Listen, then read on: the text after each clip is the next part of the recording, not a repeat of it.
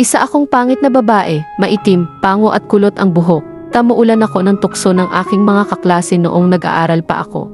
Hindi lang sa school ako nakakaranas ng panunukso, maging sa aming mga kapitbahay na tsismosa.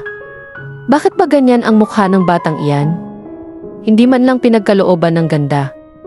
Sabi ng isa naming kapitbahay habang nag-usap silang mga tsismosa. Naku, hayaan nyo na, kasi mabait naman, sabi pa ng isa. Alam naman nila na ako ay paparating at talagang ipinaparinig nila sa akin ang mga sinasabi nila. Aling Tess, may problema po ba kayo sa mukha ko? Tanong ko sa kanya. Wala naman, nagtataka lang kasi ako ining, kasi ang mga magulang mo naman ay hindi ganyan ang itsura. Sabi pa niya sa akin at saka tumawa ng nakakainsulto. Umalis na lang ako at umuwi na sa bahay. Hindi ko naman magawang tanungin sina mama at papa dahil sasabihin naman nila na mana daw ako sa lolo.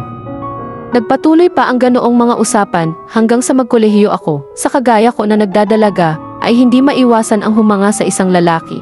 Naranasan ko din ang magmahal kahit pangit ako. Si Brian ang nagpatibok ng aking puso.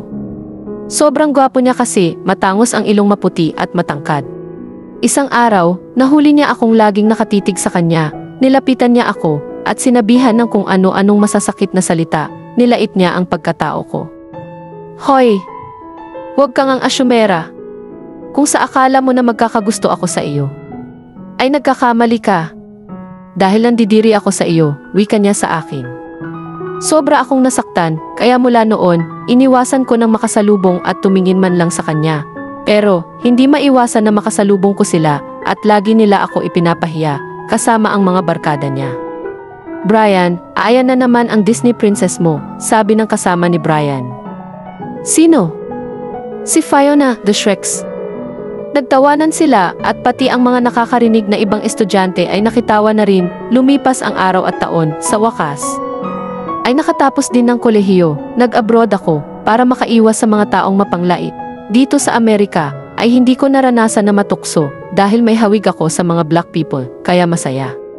Dahil sa taglay kong sipag at talino, ay napromote ako bilang manager sa kilalang kumpanya dito sa New York.